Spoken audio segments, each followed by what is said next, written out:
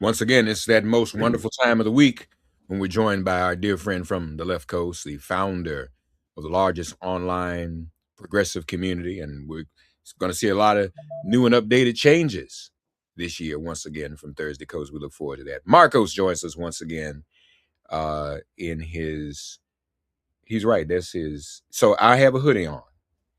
Markos has on a hoodie and a sport coat. That's formal West California. Coast, Silicon Valley wear. It's like that's nobody no necktie no more. I won't do that. If I put a jacket on, then I could go with him, and we'd Yes. be, Yes. right. I've Yes. done that. I've done that. Matter of fact, I might do that tonight. I'm going somewhere tonight. I put on a hoodie. I might put a jacket on. Actually, I've seen this look in New York too. I don't think it's just Yeah. California. Like No. it's a slightly elevated casual. You have to put on a suit and now this jacket doesn't have it. If it was the right type of jacket, I would actually have a pocket square maybe. So that would be my version. But I don't think I've worn a tie in years, and I bought a bunch because I don't remember when last time have I ever seen you in a tie? Have you? you might. I think we went somewhere one day and took a picture together, and you had on a tie. But I think it was when we were at the press club a couple of years ago for something. Yeah. Look, and you know what? I can't do it. I just got why I'm in New York. I got to go out to something tonight, and it's still freezing cold here, so I gotta, that affects the wardrobe. Yeah, I'm in the warmest part of the continental USA the last several days in a row, which is kind of amazing. It's warmer here than it is in Miami, in LA, for Phoenix. The weather. That's incredible. Yeah. For the past 2 weeks, folks have been trying to get me, including this weekend, to come to Minneapolis. I just haven't been able to work it out. And I'm okay. It's like 30, but I mean, I'm not trying to be rude. I support. I wanted to be there for the march last week. Well, full disclosure, it was cold, and the airlines knew everybody was going to Minneapolis last weekend because of the marches. Man, those plane tickets from New York were like $1,500. Whoa. I'm like, what in the world? Yeah. So I had to weigh, dealing with all of that, and it was cold. And I don't know, those Vikings in Minnesota, they're handling it. They're doing a great job of handling it. So yeah, and thankfully, y'all, and we want to get into that. You've written about how Alex Pretty's killing has broken the Trump misinformation machine. Yeah. Talk to us about that, if you would. So obviously we've been trying to talk about the ICE abuses for the pretty much the entire Trump presidency, right? Like as soon as he unleashed those goons on American cities. And it's not like it hasn't been penetrating. I mean, we've seen public opinion very gradually turn against ICE and against its tactics, but really the idea of abolishing ICE was still very much a fringe position until Minnesota, right? Minnesota really started turning public opinion, but we haven't really seen a lot of polling post Preddy, which I think is just going to be cataclysmic for the administration, which is why Republicans and even Trump are starting to trying to figure out how to better message it. I don't think they're trying to back off of their tactics. I think they're trying to figure out how to better sell it. But when it was a brown people, that's not penetrating because there really isn't a lot of empathy for marginalized communities like Latinos, right? It's just not penetrating the zeitgeist. Children, that certainly doesn't impact a lot of people. I mean, they get gunned down in schools every week, right? And nobody seems to give a damn about that anymore. So the picture of Liam, the kid with the Spider-Man backpack who was kidnapped by ICE, coming out of school, that didn't really change public opinion dramatically in any way. Shooting Renee Good, oh, she's a lesbian, she's a woman, like easy to dismiss, and that didn't penetrate. And no coverage of Keith Porter.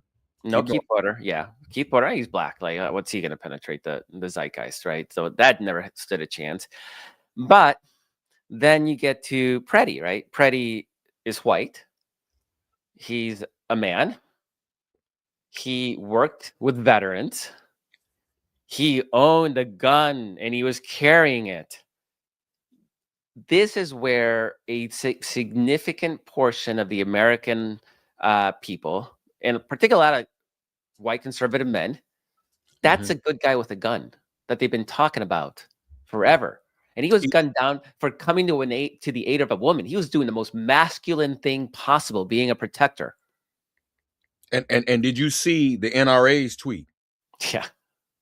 I mean, when the NRA, when's the last time we agreed with the NRA on anything? Yeah. They were like, no, no, no.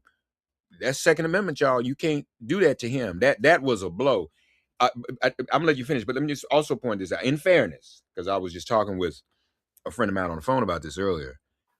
The very everything you said about Preddy is true. Add to that the very graphic, um, irrefutable Yep. video footage. So we didn't have video footage of Keith Porter. Nope. We saw them fire the shots at Renee Good, Mm-hmm. but you see them close up. One, take the gun off of Preddy's person Yeah. because they came out live in the beginning. Christian Ohm with the whole made up thing, face thing. And Bonvino, whatever Bongdino, I can't even think. Is that how he said? Whatever his name. Bondino, yeah, I guess. Bovino. Adamantly say he pulled the weapon on them. You Yeah. see the dude take the weapon off of him, and then they gun him down like he was a dog. Mm-hmm. We've not seen anything like that, quite frankly, since Ahmaud Arbery. Remember? Yeah. See, before George Floyd, y'all, folk were traumatized. They had Ahmaud Arbery on loop, and that was so. Anyway, yeah, proceed. That changes the game. Absolutely, because suddenly it's not people who deserve it, which is usually black and brown people and maybe lesbians and everybody who they want to other, which Right. is anybody that's not a white dude, right? Right. It's one of them. And I mean, Mark, I've seen people, I've seen a lot of black commentators saying like, welcome to our world. Like now you see Yeah. what we have to deal with all the time, Right. including the bald face lying. And this is the playbook. This is what they always do. They just didn't adjust for the fact that there was like 6 people recording the situation from every possible angle, and not a single one of those angles exonerated the officers in what they did. In fact, it was amazing. Every one of them made it worse. Like every video as it came out, like it's even worse than we thought, right? Like in every bit of news, oh, now he's a VA nurse. Oh, he worked with veterans. Oh, we have video of him eulogizing a veteran who died, using very patriotic terms. Like everything about him was completely catastrophic to the administration. And right now they're all like sniping at each other, trying to like throw each other under the bus, right? And yeah, Christian Nome saying like everything I've said was stuff that Donald Trump and Stephen Miller told me to say, which is true. I missed that. She said that. Yeah. Oh my God. Because she suddenly is like, is she gonna get, she gonna be forced to resign, or is she gonna get fired? And so she came out and said everything she says is because of what Donald Trump and Stephen Miller told her to say. So they're all realizing that this is the worst PR crisis I think that Trump has ever faced, and it's not going away. It's not going away because now people are actually paying attention, and they don't like what they're seeing in videos and social media algorithms that like have benefited right wing, right? Because it's outrage farming. Right now, all the algorithms are feeding me are videos of ICE goons Yeah. violating people's rights. And How, I'm sure, how does that work when those there is a point where the algorithms can't stop or overwhelm the organic posting that people are doing, right? Isn't that the reason for that? Because I know they're not changing the algorithms yeah, to hurt them, but no, that's how big it is. That's a reflection of how big this is, right? because the algorithms reward outrage and Uh, engagement, and because engagement. So the sharing and the liking and the commenting, right? And people are so pissed about this. And Mark, I wrote about this. I'm a big Redditor. I love Reddit. And one of my favorite subreddits is called the NFC North Meme War. And basically what it is fans of the NFC North, the football division, making fun of each other very good naturedly. So fans of the Vikings, the Bears, the Packers, and the Lions. And so we all just poke fun of each other. It's all in good fun.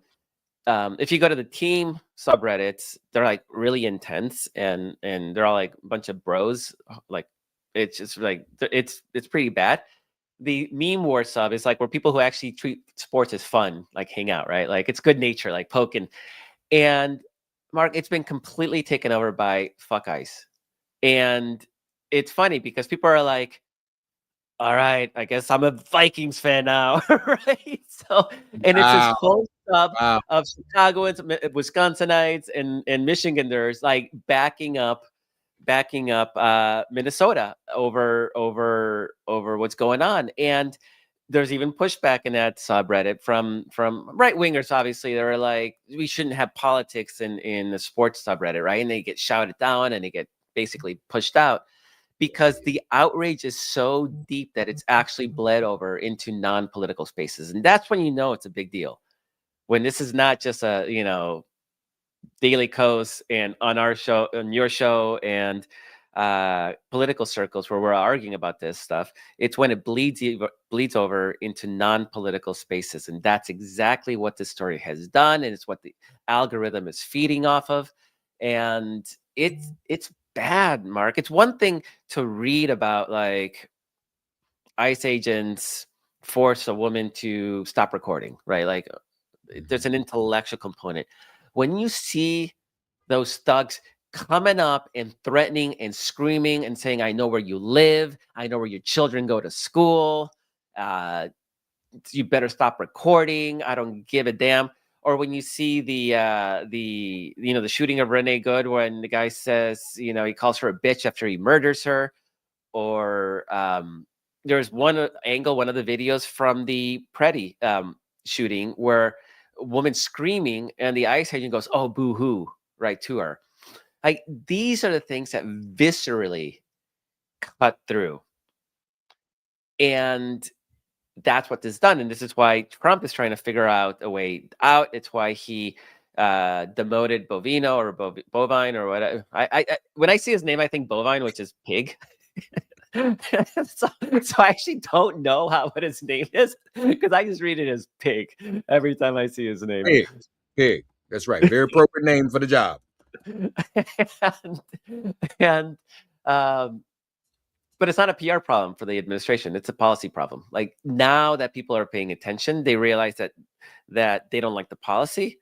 It's clear that those ICE agents aren't trained properly. I mean, I think their training was supposed to be 3 months and it's down to 30 days, 29 days, I think I last saw, because they're trying to shrink to get them out of the field faster. But then you get the situation that you saw with Alex Preddy, where they already had taken his gun away and the other agents didn't know because they're not communicating. They're not working as a team. They're not following proper protocols. Or in the Renee Good shooting, where you don't, like, police training says you don't get in front of a vehicle. You never stand in front of a vehicle. So there's no scenario in which you can say she was going to try to run me over because you're never supposed to be in front of a vehicle anyway. Like, and there's use of force guidelines, right? Like, there's literally no reason that ICE agents should have guns. None. Nobody's shooting back at them. Has there been a single incident ever of a undocumented immigrant shooting back at an ICE agent? Right. Nobody shot back an ICE agent. No, nobody's shooting ICE agents because they're following up on misdemeanor charges. It's a paperwork charge. Undocumented immigrants are not felons. They're not violent criminals. Now, granted, if there's an actual violent criminal undocumented immigrant, great. Then you get the police to join you, right? You make it a police action. So all these people are starting to act like, oh my God, abolish ICE. That's so radical. ICE has only been around for like 15 years. It's not even an agency that existed until very recently. When was ICE established? 2003. So it's only been around for 22 years.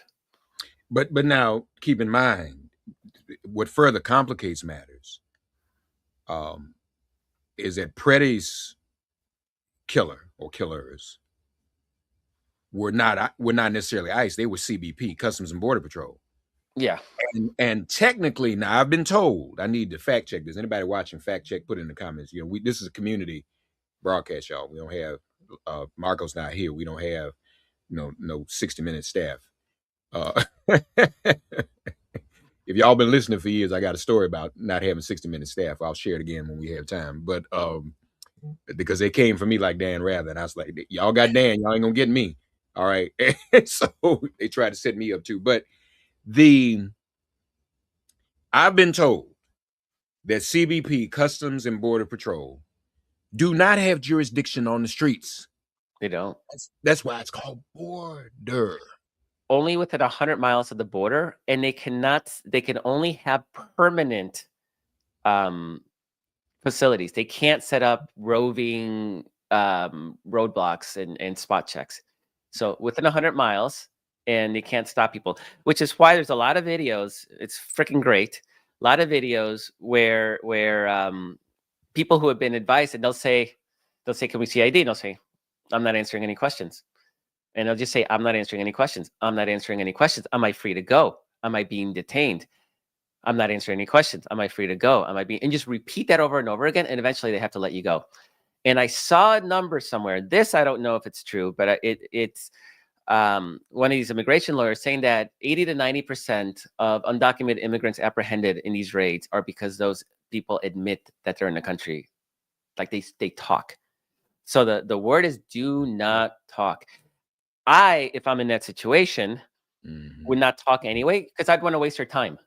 As long as they're like bothering me, they're not actually doing their job, because I'm not undocumented. There's nothing they can do to me. But you don't have to give them ID. You don't have to answer their questions. And it's kind of amazing how they'll keep asking. They'll keep asking. And they'll be like, "Why wouldn't you answer? We can go away right away." And as long as you say nothing, there's actually... Now, they break the law a lot, and they will arrest some people that don't do that, but then they get let go because they literally cannot. And and there's an immigration lawyer that's been viral and who's been representing a lot of these people arrested by ICE, and he says that there's a form that ICE agents have to fill out where it says the reason for the arrest and the probable cause, right? And usually, and this is, I think it's the guy who said, like, it's people who admit it to the agents that they're undocumented, right? He says, and there's some cases where there's actual real warrants because they're actual real criminals. Like, they exist, and nobody's complaining about ICE arresting actual real dangerous criminals. But he says he's never in his life seen one that says refuse to answer questions because they don't have jurisdiction.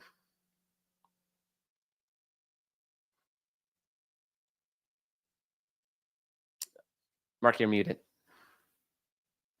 Thank you. So I wanted to throw something out here. Markos normally, he's also, well, we're probably sometimes both therapists to one another, and he has talked me down. But so this is my theory, and then we'll get into some other stuff too. But let me just say this.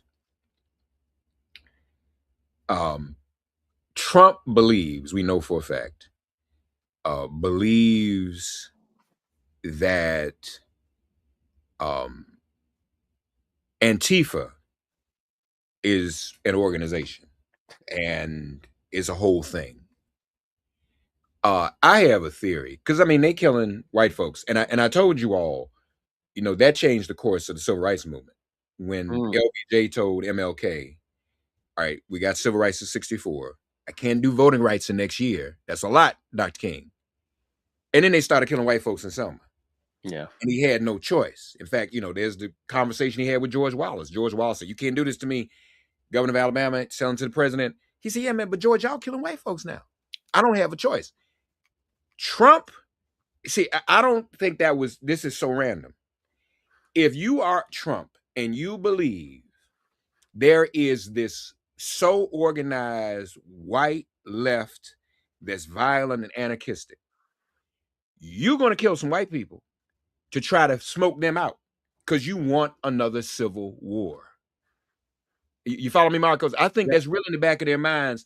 They want white people Stephen to Miller does. engage. Absolutely, Stephen Miller does. Yeah, Yeah. because he wants a violent Mhm. react because they are civil war. That's what January 6th was about, y'all. That was a lot of that was Civil War January 6th cosplay. And then they got carried away. And some, if you look, some of the people, they're like, wait a minute, I wasn't prepared for all this. I'm just up here. I didn't know we was going to start killing police officers and tearing up the building Yeah. and defecating in the building, by the way. Um, so I think that's really what they are banking on because they are still in Gettysburg and everywhere else. That's their thinking. Does that I is mean, that yeah, I mean, I think there's something to that. There's a reason they suddenly are all upset that a liberal had a gun. And now you can't have guns. Like Trump keeps saying that you can't have guns. yeah, That yeah, like you gun nuts, you like good guy with a gun, you like government tyranny people. Like this was the moment you were talking about. Why are you suddenly so quiet about it? And because they were never against tyranny. They're against imposing their tyranny on right. people that they don't like. And this is what we're learning from this moment, that all of these principles that Republicans used to care about, free trade and free speech, and now gun rights, all of these things that they supposedly care about, they didn't care about those things. No, no. They It was wanted to wield those as a cudgel against their political enemies, and that's exactly what they're doing right now. And I have no doubt that Trump is and Miller are desperate for an excuse to evoke the Insurrection Act so they can cancel the November elections.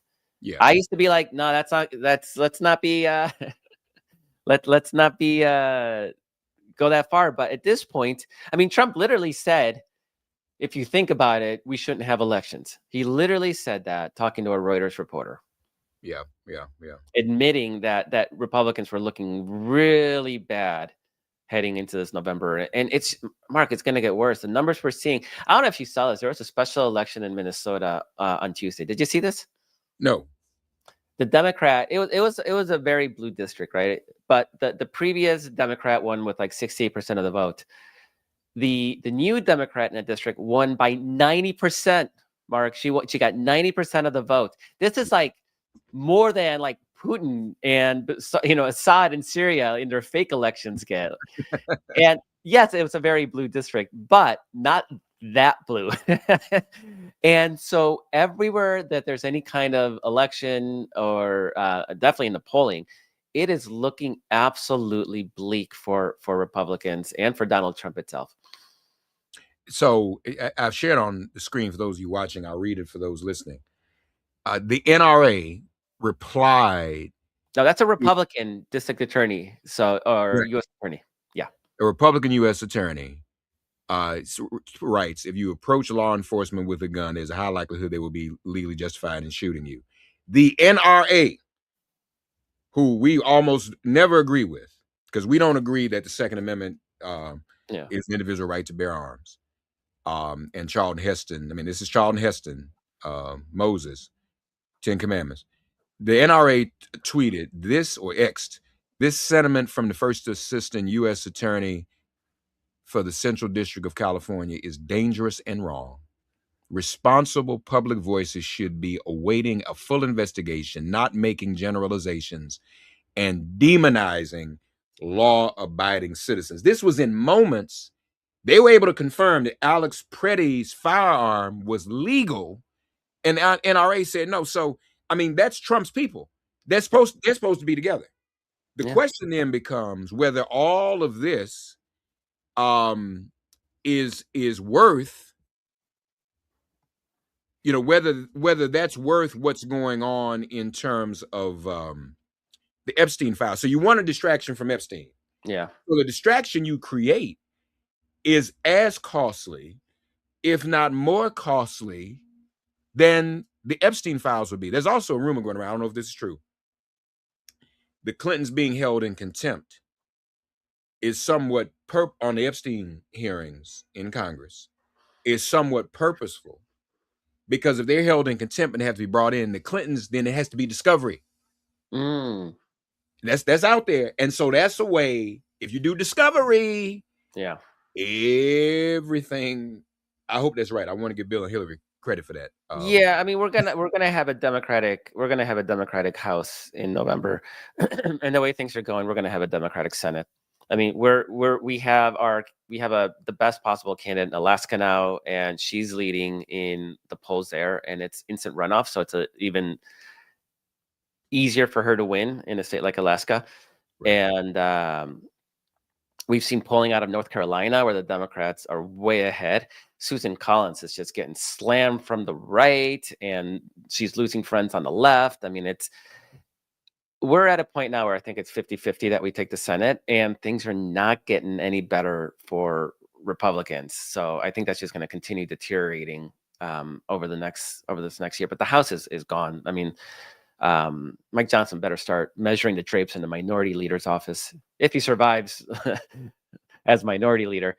And maybe he just go home to and his black boyfriend that we saw at first and then didn't hear any more about. I'm sorry, I should. and Trump knows this. Trump knows this, which is why he's talking about boyfriend he adopted. I'm sorry. Yeah. Trump was saying it's a psychological thing. No, I mean, yes, it's difficult to govern. Yes. What he's done, though, is of historical F-ups levels, because he's now more unpopular than he was his first term when he got his ass whooped in that midterm elections in 2018. So it is looking even worse for him, because back then, remember, he had guardrails. Like, there was establishment Republicans in these agencies that were like kind of pushing back against Trump. He made sure that wasn't going to be the case this time around, right? He's got only loyalists in every single agency, and they're incompetent. What does Kristi Noem know about Homeland Security? She's not a lawyer. She has no history. I don't think Law that's enforcement. I don't think that's the point. I think that's to get us to see how good plastic surgery really is. I mean, I'm impressed, because her face, it's like a lot of people look plastic, but they got her just right. In the cowboy hat. That's a fashion piece, man. That's what that is. That's all that is. No, it really that's what matters. I mean, there's no way Trump would ever nominate Madeleine Albright, somebody who's actually competent and knows what she's doing. Like, he wouldn't do that. They all look like that. And if you look at pictures of Kristi Noem before the plastic surgery, before she got magnified, she was attractive. Like, she did not need to become plastic Barbie cosplaying Homeland Security. So yeah, you're right. It's all marketing. Stepford. I mean, literally all it. I mean, it's looking Stepford. And But now they got Nicki Minaj. Yeah. So now you have agencies that are run by PR figureheads who clearly don't know what they're doing, and of course that means government don't work. And in a lot of ways, it sort of validates conservative ideology that government is non-functional because they're not functional.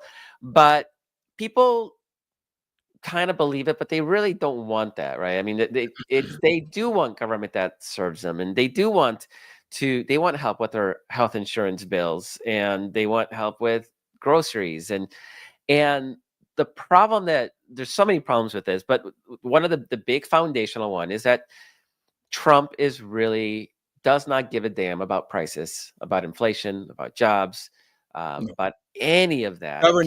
Actual governing. He doesn't care about governing, and people are directly affected, and they believed him. They believed him when he said that he was going to lower prices on day one. He never had. I mean, obviously, you ask, and this is where the electorate is like infuriatingly ignorant. Where, okay, he promises that, but how is he going to do it, right? And of course, there's no plan, and people aren't that sophisticated. They just heard that top line, like, I'm going to lower prices on day one. And Democrats being Democrats, we try to be responsible. Well, we're going to do this and we're going to do that. And it's a lot of words. They just heard day one. we threw a lot of words at them. And so we have to be a lot better. And this is where, again, Mandani was so freaking good, right? Like, he's really teaching Democrats that you can have those values underpinning your promises, but the promises you're delivering publicly to the American people have to be so freaking clear that to me and you, it's almost insulting, right? But Because to illuminate your point though, Markos, even with that, first major blizzard as mayor, everybody he's talked about everything and the rent. At the end of the day, everybody in New York was looking, are you gonna take care of this snow? Yeah. You still gotta deliver Yep. the fundamental. When Mhm. Marion Barry went to jail and the Washington Post editorial board tried to draft Jesse Jackson to run for mayor of DC, Rem Jackson told me, he said, Mark, I don't get into potholes. I don't do potholes. Yeah. At the end of the day, no, look, that's a direct quote from Yeah. him. At the end of the Mhm. Harold Washington, your town, Yeah. that was a 30-year fight to get a black mayor in Chicago. But you know why Harold Washington really won that election when he won it was Mhm. because Jane Byrne couldn't pick up the snow. Yep. Our friend Brandon Johnson, I was there last week. He has, I wish I had the URL, you'd love it. It's snowtracker.com in Chicago. You can go on in real time Mm. and see where every snow plow is in the city of Chicago. That's cool. So Brandon's not, so with all, and Brandon's been standing up like Mom Donnie. He was Mom Donnie before Mom Donnie ran ice out of town. But Mhm. at the end of the day, are you picking up this snow, man? Trump, at the end of the day, are you lowering prices? Are you being sure even me as MAGA, I don't have to have an inflated healthcare premium? See, and he's not getting that. Yeah. He's not delivering the basic.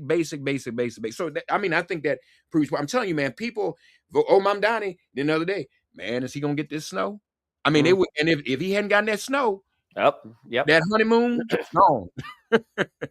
And that's why, yeah, and it behooves Democrats to get really laser focused on talking about those issues that people care about. And then you can still, now you have this sort of, oh, we can't talk about immigration as Democrats. Like, you can literally, first of all, there's the government abuse. Like, you can talk about that, but you can tie that to Trump's he doesn't care about you.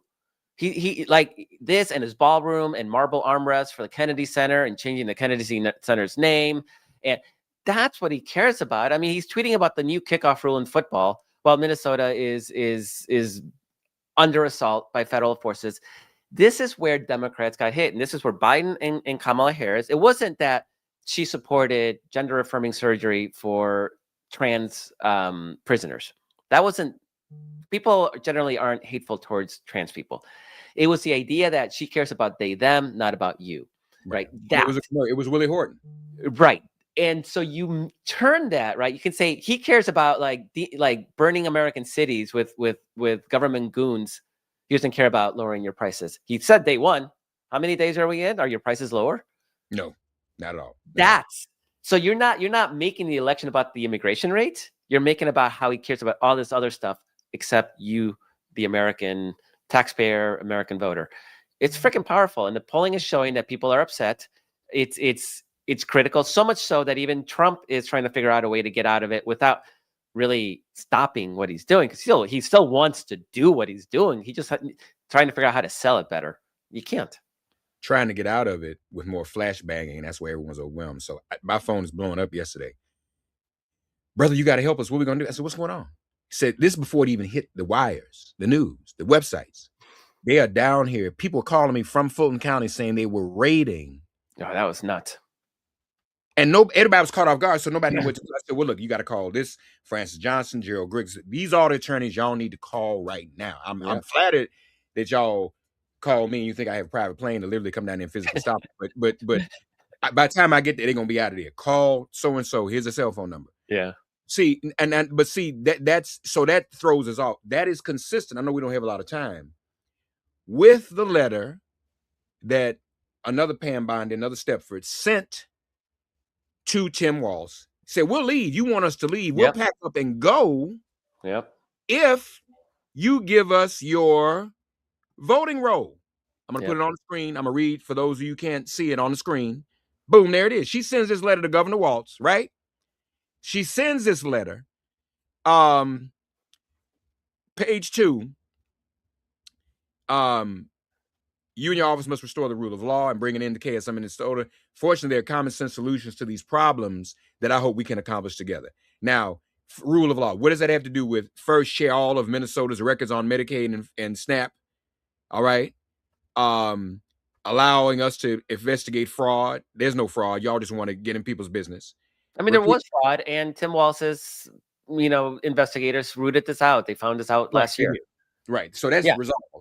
Second, repeal the sanctuary city policies. And third, give us access to your voter rolls. And pretty much saying we'll leave town if you do that. This is right after Preddy's assassination. We will leave if you do that. So, folks, I want to go back. Now, he went to they went into Fulton County yesterday because he's still trying to prove that he didn't lose in Georgia. That's crazy. Yeah, those are Republicans who ran. Just to remind everybody, those are Republicans who ran those elections, and the Republicans who investigated, and Republicans who said, Donald, there's nothing here. And furthermore, Raffensperger told him in testimony, dude, there were 25, 30,000 Republicans, I think I have the numbers right approximately, registered Republicans who did not vote for president. So you got to accept that. But I want to just share this with people in terms of if we're dealing with this in a historical context, and then we're getting ready to get out of here. This is the same thing that happened after Reconstruction. There was violent intimidation and forces.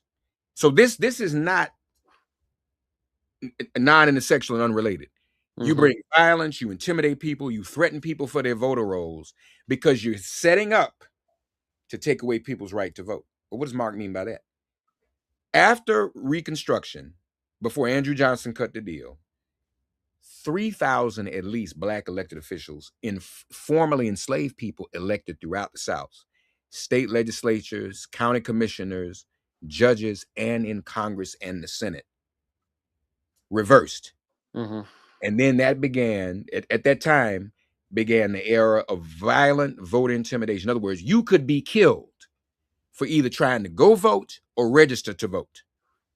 All right. I have members of my extended family that discovered their family, some of the members of their family relocated out of certain places in the South because there were threats to kill them for going to register to vote in Alabama and Mississippi. Hello? So I need people just to think. You may not, well, Mark, that's too much. I can't. Okay, don't accept it. Just watch. People are already saying I don't believe he's going to leave. I don't know if I believe he can stop the election next year. But all of this is related. What does ICE this year? The election's this year. I mean, this year. I'm sorry. What role? What does ICE have to do with voter rolls? Nothing. What does ICE have to do with the Olympics? Right. He's sending them. I mean, I think they're trying to get an Italian vacation paid for by the U.S. taxpayers, but probably. But even if they can't stop the election, again, y'all, it's the flashbang. Every day is something. Since we get on there, something probably happened that we won't know about till we get off there because we're not looking at it. Every day is some drama, some chaos.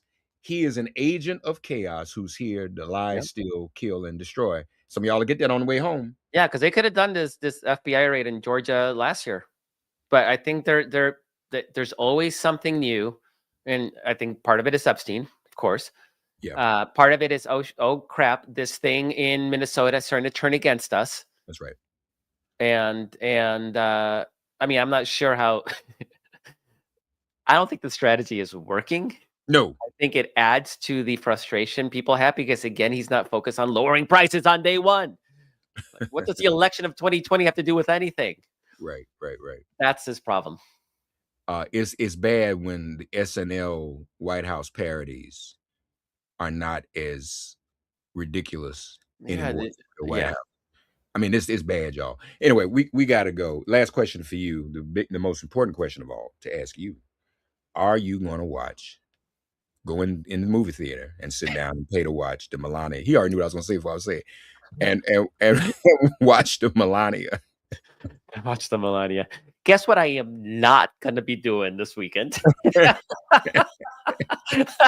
3 guesses what I am not absolutely under any conditions going to be doing I, this I, weekend. I think I can speak for Marcos, I think he would have the same reaction if they snatched us up. First of all, y'all, seeing Maduro walking around in slides and white tube socks every night, I sleep in my shoes because if they come for me, I want to be sure I want y'all to see me in shoes on the perk walk, not in slides. So I sleep. Everybody thinks I'm still sleeping in my shoes. I'm just sleeping in my Timberlands because it's snowing here. One, two. If they grab me and they decided to do enhanced interrogation, said we're gonna make you watch the Melania movie on a loop. I'll be like, no. I'm gonna tell y'all everything. What you want to know? I even make up stuff. Yeah, Marcos did it. We were accomplices. Marcos did it. Go get him because I'm whatever it takes. I'd rather be waterboarded than have to look at that movie. DailyCoast.com. By the way, folks, we've been posting. I want you to support Daily Coast and subscribe. The largest online progressive community, objective coverage of the news, especially since many of us have stopped watching news. And this show, this broadcast, this segment is live now on Daily Coast every week. It's up there right now. If you go to dailycoast.com, you can see Thursday Coast right on the website. Yay. So we invite everyone to take part. My friend, good to see you. We will carry on. Thank you very much. All and right. we will. This is the year we build. We're gonna win big in November. It's all about educating and having people see what Trump really is all about, and they're seeing it. It's working. And Democrats, stop listening to the consultants telling you to be quiet. Yeah, no. That's a whole nother thing. No, those Minnesotans in the streets doing the resistance against. We're gonna have a statue. We're gonna have a statue in Minneapolis someday. Like, I cannot wait to contribute money on the heroes for the Battle of Minnesota with our martyrs like Renee Good and Alex Preddy.